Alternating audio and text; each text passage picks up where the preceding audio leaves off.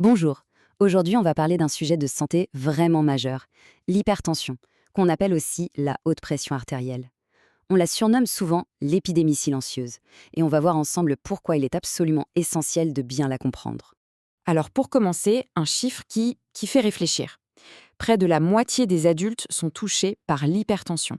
C'est un chiffre colossal qui montre bien à quel point c'est une condition répandue et un véritable enjeu de santé publique. Et c'est là que ça se complique. Une très grande partie de ces personnes ne le savent même pas. La raison? Eh bien, c'est parce que l'hypertension avance à bas bruit, sans aucun symptôme évident, et ce pendant des années. C'est ce qui la rend si redoutable, et c'est ce qu'on va décortiquer aujourd'hui. Alors voilà notre programme. D'abord, on va prendre la mesure du problème. Ensuite, on déchiffrera les chiffres clés. Puis, on explorera les causes, les dangers qui se cachent derrière et surtout les stratégies pour reprendre la main avant de conclure. Allez, on commence tout de suite avec la première partie, l'épidémie silencieuse.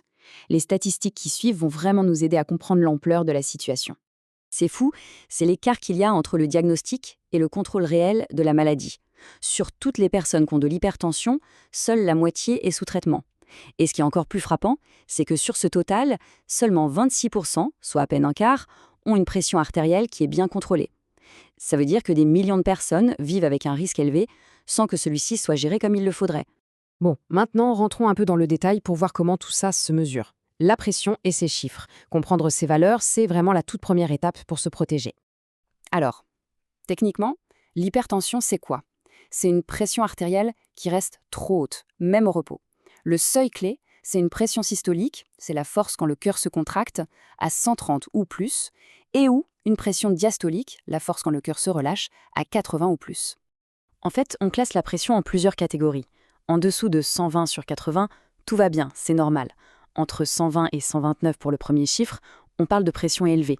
C'est une sorte de zone d'alerte. Et puis, à partir de 130 sur 80, on entre dans l'hypertension, qui a elle-même deux stades de gravité. Maintenant, une petite subtilité, mais elle est super importante. Il y a ce qu'on appelle l'hypertension blouse blanche. La tension est haute chez le médecin, souvent à cause du stress, mais elle est normale le reste du temps. Mais il y a aussi l'inverse, et c'est bien plus dangereux. L'hypertension masquée. Là, les mesures sont bonnes au cabinet, mais élevées à la maison. C'est elle qui est la plus sournoise parce qu'elle passe sous les radars, et elle est associée à un risque cardiovasculaire bien plus grand. On en arrive à la question que beaucoup de gens se posent. Mais pourquoi? D'où ça vient? Cette section va explorer les différentes origines de l'hypertension. On distingue deux grands types. Le premier, c'est l'hypertension primaire, dite aussi essentielle. Ça représente 85% des cas.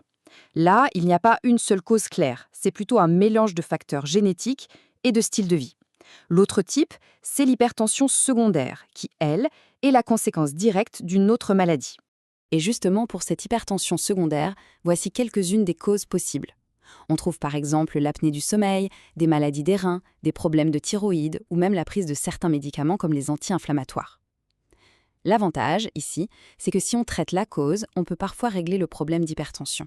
Passons maintenant à la partie la plus critique, celle qui explique pourquoi il faut agir, même quand on ne sent rien. Parlons des dégâts silencieux de l'hypertension. Le mécanisme de destruction, c'est une véritable réaction en chaîne. Tout commence avec une pression trop forte et de manière continue sur les artères. Avec le temps, cette force abîme les parois des vaisseaux sanguins. Et à la fin, cette dégradation finit par toucher les organes vitaux, le cœur, le cerveau, les reins. Et voici les conséquences, concrètement.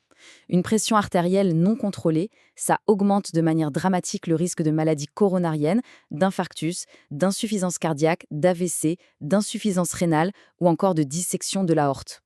La liste est longue et elle fait froid dans le dos. Pour vraiment prendre la mesure de la gravité, écoutez bien ça. Sans traitement, la survie à 1 an est inférieure à 10% pour les patients qui ont des lésions sévères à la rétine à cause de l'hypertension. Dans ses formes les plus graves, ça peut être absolument foudroyant. Bon, après ce constat un peu sombre, passons à une approche plus positive et surtout proactive. Comment est-ce qu'on reprend le contrôle? Parce que oui, c'est tout à fait possible et on va voir comment. L'objectif, il est très clair et il est mesurable. Pour la plupart des gens, le but, c'est de maintenir une pression artérielle en dessous de 130 sur 80. C'est la cible qui a prouvé qu'elle réduisait de manière significative le risque de complications. La première ligne de défense, c'est le mode de vie. Et chaque geste compte. Voici les actions fondamentales. Bouger plus, perdre du poids si c'est nécessaire, manger sainement et surtout réduire le sel qui retient l'eau et fait monter la pression, tout en augmentant le potassium qui aide à équilibrer cet effet. On ajoute à ça de limiter l'alcool, d'arrêter de fumer et de dormir suffisamment. Chacun de ces points aide à alléger le fardeau sur nos artères. Par contre, il faut être réaliste. Pour la majorité des gens, les changements de mode de vie, ça ne suffit pas.